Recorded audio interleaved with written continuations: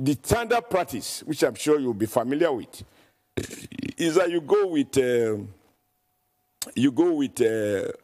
chinapple hot drink and cola nut. The issue of cola nut that I always speak indigenous language is not peculiar to Edo, but is very well appreciated, particularly when you visit a traditional ruler. Obaseki forgot those things. He put on his cap in the Oba's palace. No Bini man, no Edo man goes to the Oba's palace and wear his cap. It's part of our culture. You don't wear your cap. He did. Now, there were all those confusions there. Then your people started firing. Did they went home to bring those firearms? Or while you were going to visit the Oba, you carried talks to unleash violence? Now you're asking me, I have a track record. And I think no matter what happened, sometimes this is the aspect in which I lament, when people call me politician. I led protests against government as president of the NSC.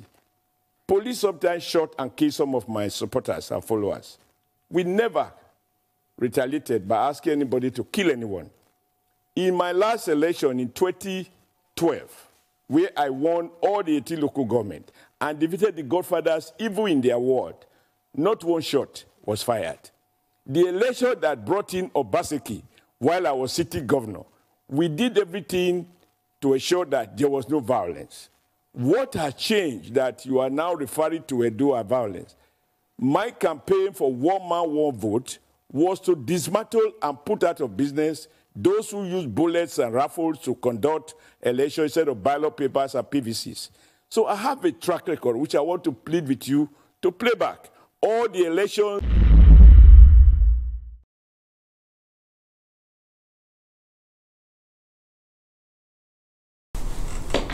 Hello and welcome to another brand new day, and of course it's Today in the News. My name is Precious Chukudi, and here on Today in the News we talk about what's happening in the papers, and also we take some of the papers in the morning.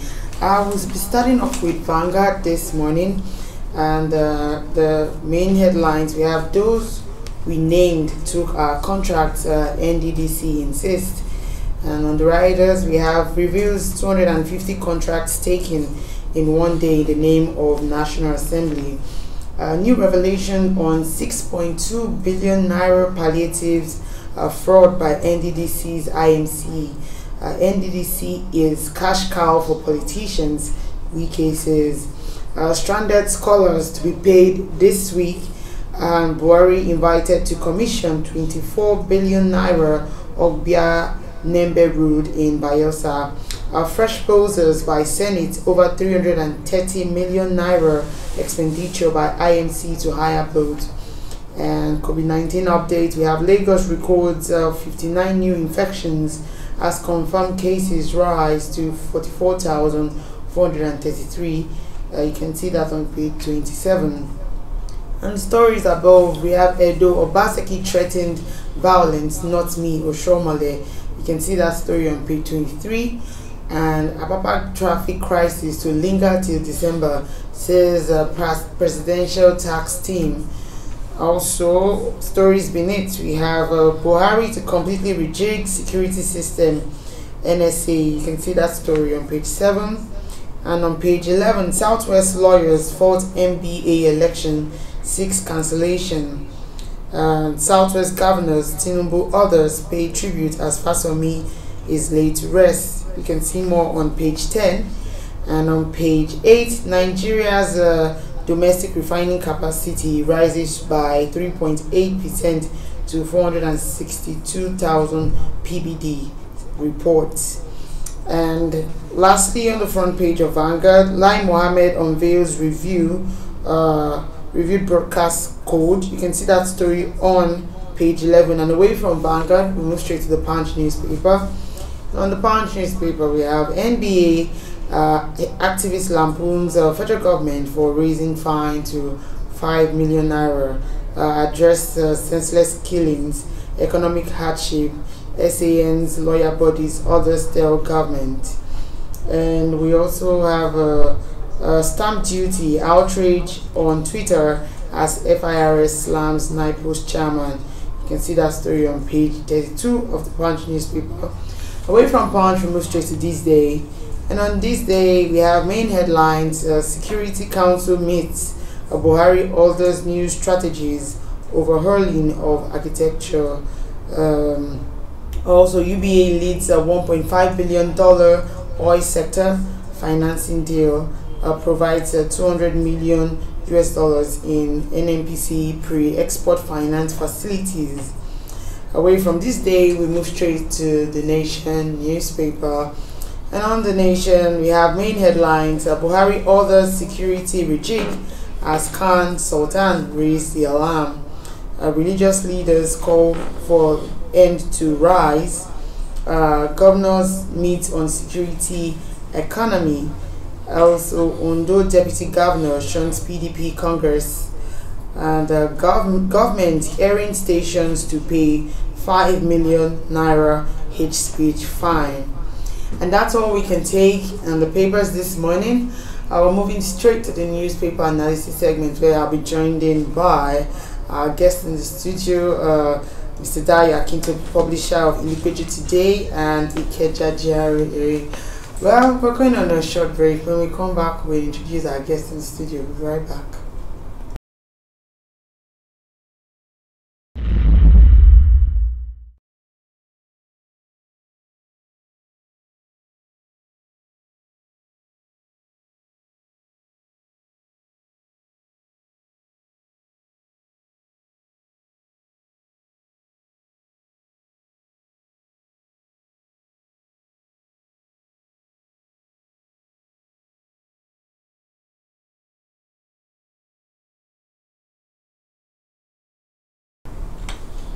Hello and welcome back, and if you're just still joining, it's still Today in the News, and I have with me my guest in the studio. He's in the person of Mr. Daya Akinto. You're welcome, sir. He's the publisher of Illipeju Today. You're welcome. Always a pleasure to be here.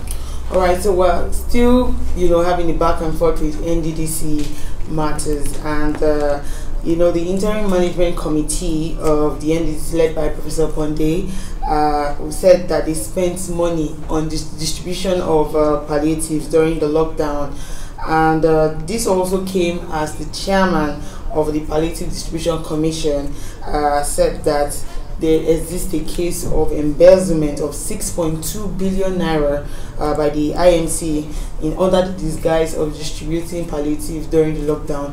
What are your thoughts on this? These happenings. 6.2 billion naira is is an astronomical sum of money. We should remember that a billion naira is a billion in a million places. So you start to ask yourself, first of all, how many people were palliatives distributed to that amounted to 6.2 billion, and what was the value of each package? Even if you took every single person in the Niger Delta and you gave them a pack of palliatives according to what we've been seeing, you couldn't spend 6.2 billion naira to give palliatives to everybody in that region. So definitely it smells of impropriety. There seems to have been some sort of misappropriation of funds there for that kind of amount to be thrown out. But what I find rather unsettling is the fact that people can throw those kind of numbers out. It speaks to the impunity that's in the system. People no longer consider corruption to be a big deal at all. Otherwise, to even be able to consider such astronomical sums of money in one agency that you can't account for, this is no longer just stealing money with a shovel. Now this is taking money with a trailer load of money. So I would say that they need to look very deeply at the NDDC. The last time I was here, we mentioned putting it back under the supervision of the presidency as opposed to making it an independent agency, because it is a cash cow. It is the only ministry, the only agency in the entire country, I think, that's dedicated to a specific area of the country and is run by people from that area. So oversight is very difficult the way it's currently set up. I think the intentions of the government in setting up the NDDC, I think they were honorable in the beginning. but I think the implementation has been very, very poor and has opened the door to this kind of possibilities of abuse, like we're seeing here with 6 billion naira in palliatives. All right, so there's a list that apparently that list compiles, names of some prominent, Nigerians of the Niger Delta region who, those contracts were awarded to, and also there are also reports that on that list there are some persons who use these people's name to secure contracts, whereas it doesn't belong to them. So what do you think about that situation? Well, that's the way corruption has always worked. The part of the reason for the problem in the Niger Delta today is that the monies that have been allocated to care for that place has never gone to actually do the work it was supposed to do. It's always found a way to be diverted, mostly by the leaders of that region. So when you now see the National Assembly, you look at the list of names of people who are supposed to be in the National Assembly who got contracts, most of them are from that region as well. So it's just a microcosm of what's happening in the larger Niger Delta community, whereby the people who have access to the public purse are the ones who are diverting the money instead of using it to serve the purposes for which it was intended, which is for the upliftment of the Niger Delta. So I want to ask you, do you think that the forensic audit will unearth those behind those contracts? It should. That's its purpose. But this is Nigeria. Anything can happen. There's all kinds of government magic going on. I think that, yes, the forensic audit, I think they should have a reputable auditing firm, an external auditor, one of the big names that we know internationally, to conduct the audit, because they have impeccable integrity and they wouldn't want their name soiled. So they would make sure that their results are accurate, that their results have actually detailed what may have gone wrong. But I do think that we shouldn't sweep this probe under the rug. In Nigeria, a lot of things get forgotten over time. A lot of things have a way of falling by the wayside.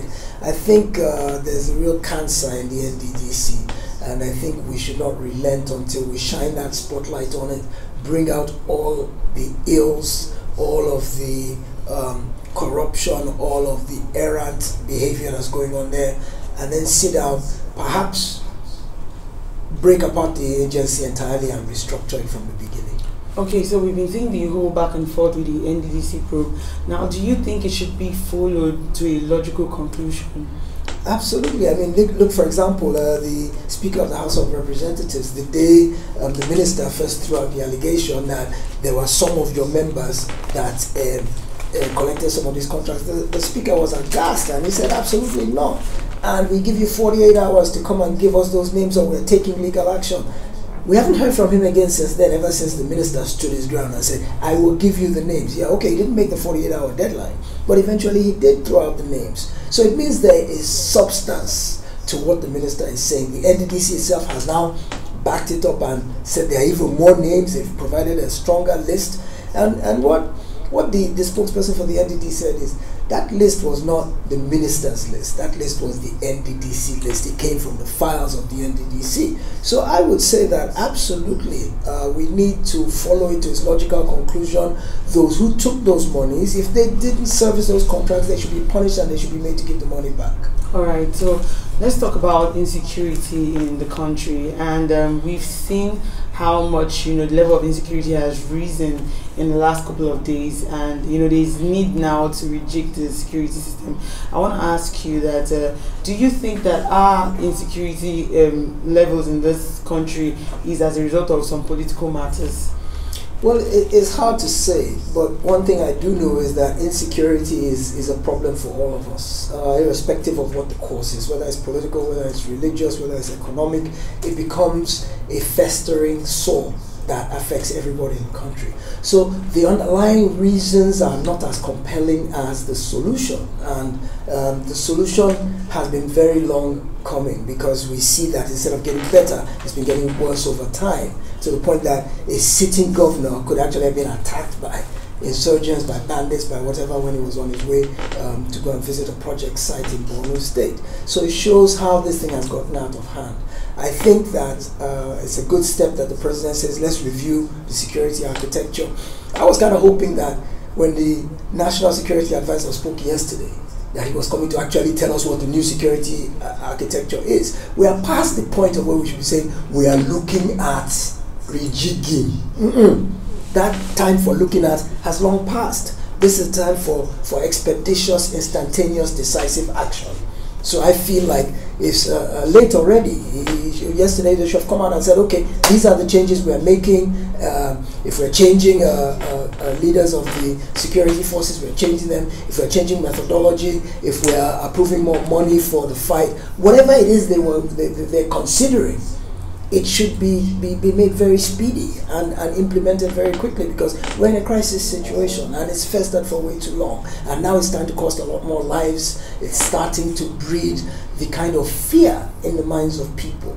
And if you don't have peace of mind in your own backyard, if you are not comfortable and feeling secure that your life and your property are secure, that's the first duty of any government, is to provide for lives, for the security of lives and property. At this point, we're not seeing that in this country. One of the things that was really looked at during the meeting was the fact that they mentioned that the increased rate of drug trafficking and abuse is what has caused insecurity in the country. What do you think about that line? We've always had drug trafficking. Drug trafficking is not new. We've had that for a very long time. It's been a scourge. But the kinds of insecurity we are seeing now, where we are seeing regular run-of-the-mill people armed to the teeth, where people are not inhibited, they have no inhibitions whatsoever about plundering and pillaging people, families, communities. There is no fear whatsoever in the hearts of these bandits, these insurgents, whoever they may be. They have no inhibitions whatsoever. It means they are not intimidated or afraid of the security forces at all. So, to me, what that says about the security situation in the country is that we've reached a point where our response to insurgency and insecurity needs to be ramped up very, very quickly and decisively. Okay, so I want to ask you, do you basically think that because of how much, when these security chiefs go and then talk, they come out and then tell us this was happening, do you think that these bandits also listen and then decide to improve on what, the security agencies will come out and say that this is how they intend to tackle them? Do you think that this is what they listen to and then decide, okay, this is how we're going to hit really hard, and something like that? Well, there's no head of a security apparatus who, even in giving public statements, will reveal strategic or tactical plans to a point that he gives out enough intelligence that the insurgency can find useful. He will not be giving a public statement and talk about troop formations, movement of troops. He will just talk very generally about, okay, we are addressing the issue, we are encouraging our men, we are trying to find funding to give them better weaponry, we are training them better, things to allay our own concerns. But if he's a leader if he's a military strategist, properly trained and worth his salt, no matter how concerned the public is and needs reassurance, everything he says will be to reassure us, but not to reveal their strategy or tactics that is useful to the insurgents in any way.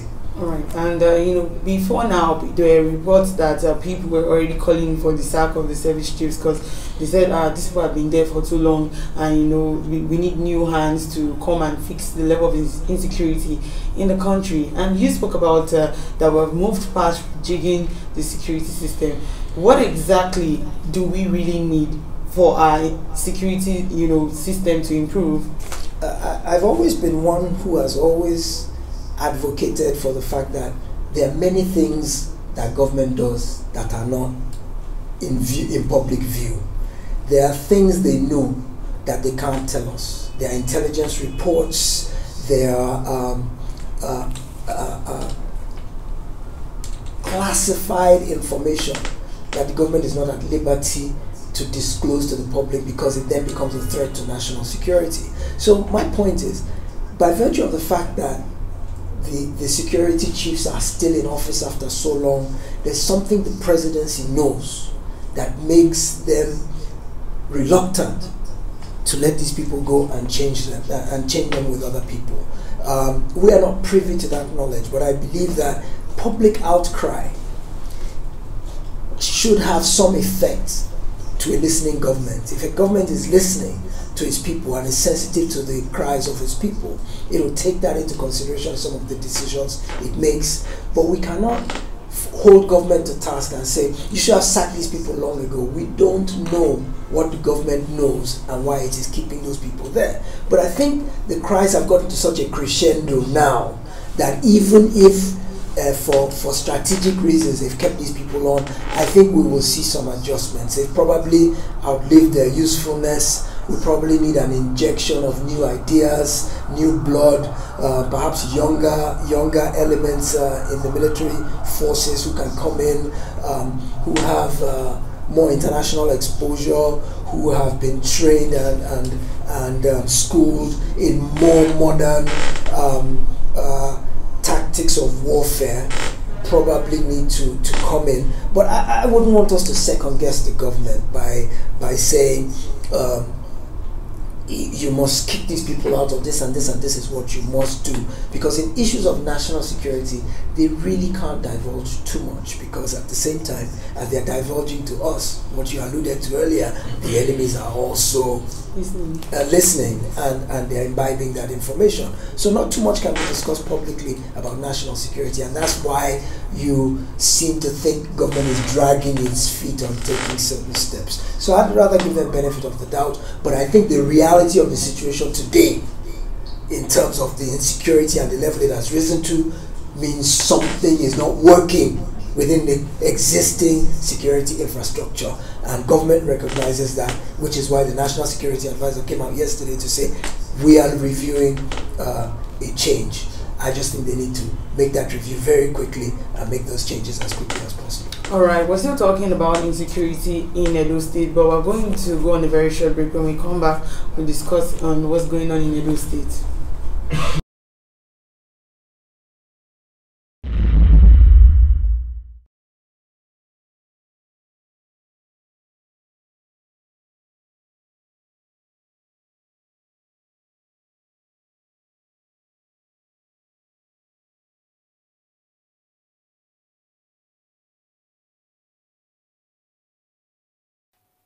The standard practice, which I'm sure you'll be familiar with, is that you go with chinapple hot drink and cola nut. The issue of cola nut, that I only speak indigenous language, is not peculiar to Edo, but is very well appreciated, particularly when you visit a traditional ruler. Obaseki forgot those things. He put on his cap in the Oba's palace. No Bini man, no Edo man goes to the Oba's palace and wear his cap. It's part of our culture. You don't wear.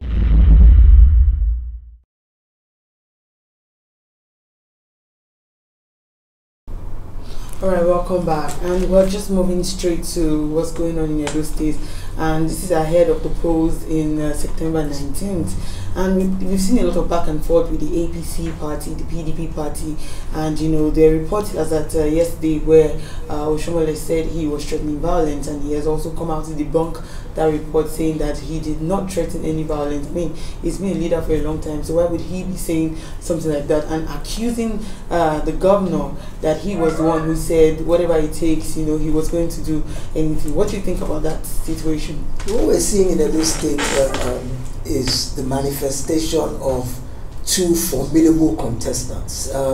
In many political contests, one person is usually much stronger than the other, and so there's no need for real vindictive public posturing. But in this particular case, both the PDP and the APC are quite strong in Edo State. The two contenders, the two candidates are both quite strong. They both have strong backing. They're both well known and well recognized. So it's a fight to the finish, basically, and the gloves are off. So what you're seeing are tactics of war. And in war, all's fair and equal. There are no rules. So anybody can accuse anybody of anything, and as we know, in politics, violence is one of the tools of the trade. They usually import thugs, they usually have ballot snatchers, they have all kinds of funny things going on when polls are being conducted. So I would say all that rhetoric we're seeing in the paper is just posturing for advantage. It's spin. Everybody at this point, it's fair game at this point. Anybody can accuse anybody of anything.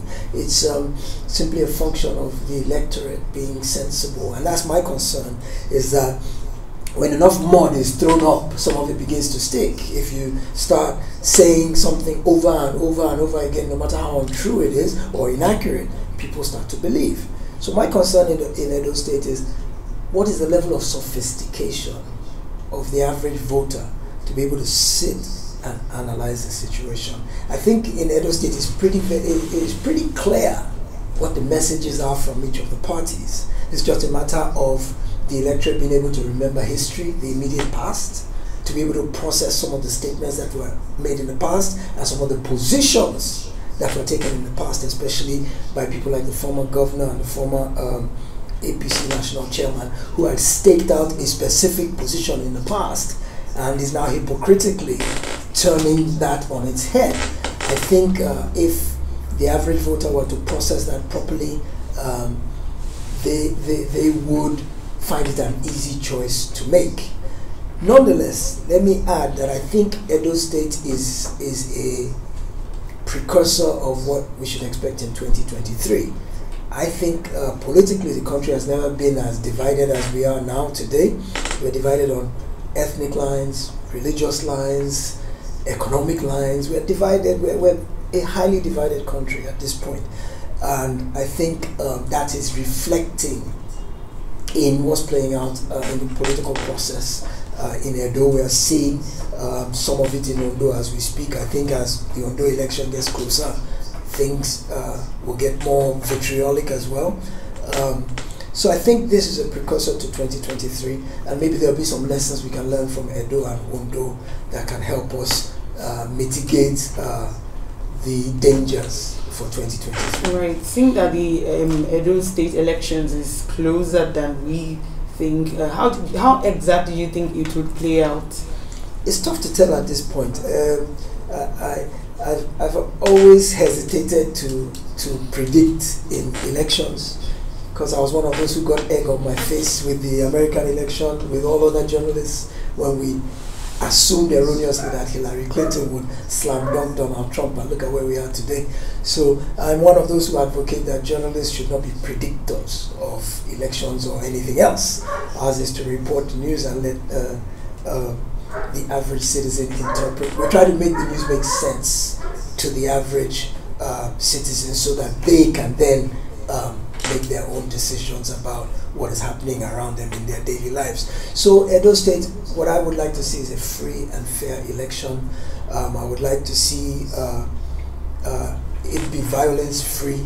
I'd like to see a little bit less rancor in terms of the engagement of the candidates. I think electioneering can be a gentlemanly sport. I don't think it has to be an all-out, no holds barred But war. it hasn't been a gentleman's sport for most of our elections. That's what I'm saying, is that I want us to evolve to that point. I would like to see us develop to the point where I remember what Govt said after the Civil War when it ended in 1970. He said, "No victor, no vanquished," meaning that we are all brothers. Yes, we've had a contest here that pitted us against each other, but it's over with now.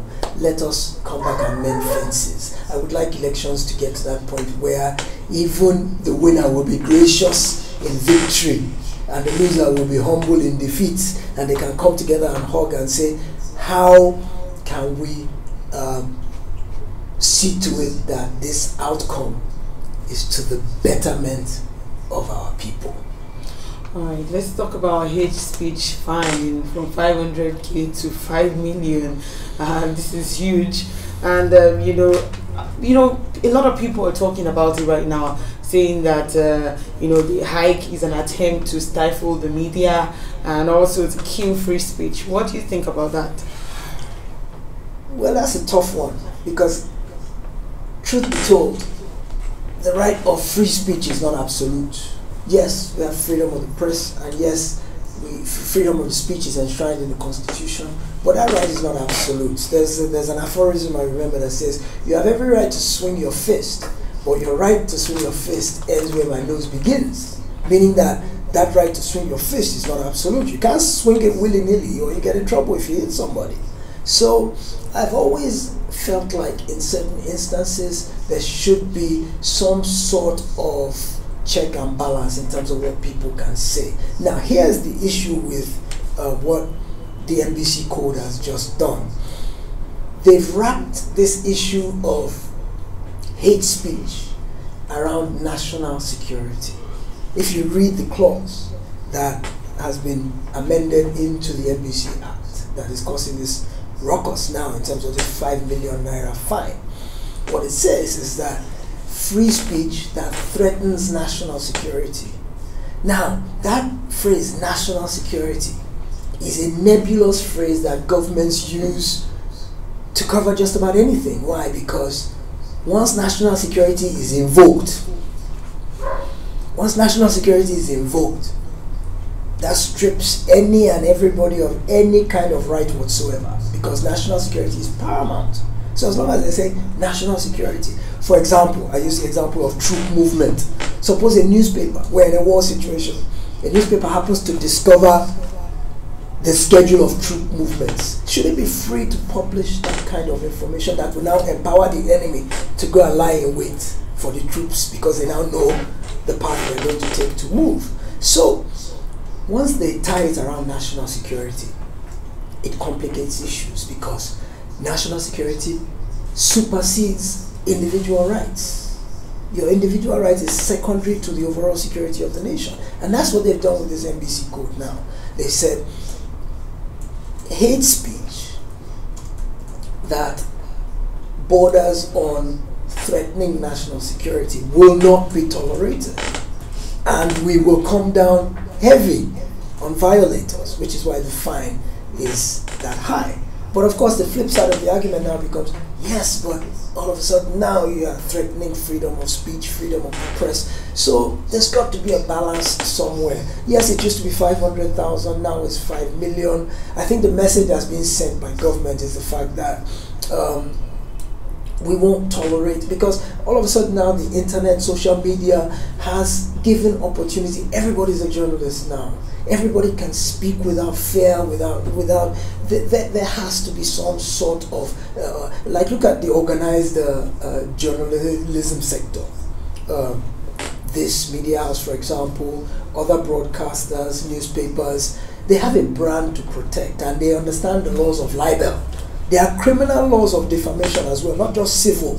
So if you say the wrong thing and you publish it or you broadcast it, it's not just about them giving you a fine. You can actually be locked up and imprisoned. There are criminal defamation laws. So the organized media sector understands this and protects their brand by making sure that they adhere to all of the regulations. But because we've got the wild, wild west on the internet now where there's no regulation, anybody can say anything, anybody can incite anybody on the internet. You can advocate overthrow of government, you can advocate anything without fear or favor because you are out there anonymous, out there in the middle of nowhere where nobody knows who you are and can find you. So yes, some regulation is required. Whether this is the appropriate one or not, I think the public should carry on with its debate. One thing the minister said when he pronounced the new NBC Code yesterday that I appreciated was he said, the NBC Code is not static. It's subject to change all the time. So let's carry on this discussion. If enough people are persuasive enough that this was the wrong move, we will look at it and we'll review it and we could amend it again. So let's just continue looking at it, talking about it. But let's talk from a point of knowledge and understanding. Let's not just fly off the handle and say, they changed it to 5 million. No, we won't agree. Let us research, let us study, let us understand, first of all, what the law itself actually says, the new regulation. What exactly does it say? You will be fined 5 million if you do what? if you're a threat to national security, if you're saying things that are a threat to national security, I think you should be sanctioned. Whether 5 million is appropriate, who says 100 million is not appropriate a sanction? So let's continue to look at it and see how it goes. All right, thank you so much, Mr. Dayo Akintobi, publisher of Illustrated Today. Thank you for joining us and sharing your thoughts with us. And that's all we have for you here on Today in the News. Remember that you can equally like, share, and subscribe on all our social media platforms showing on your screen, as well as you can find out more of our top stories. And if you want to still find out more on this whole hate speech debate, you can basically go on our website www.vanguardngr.com to find out more on that. Till I come your way next time, I remain Precious Chukudi, and thank you for watching.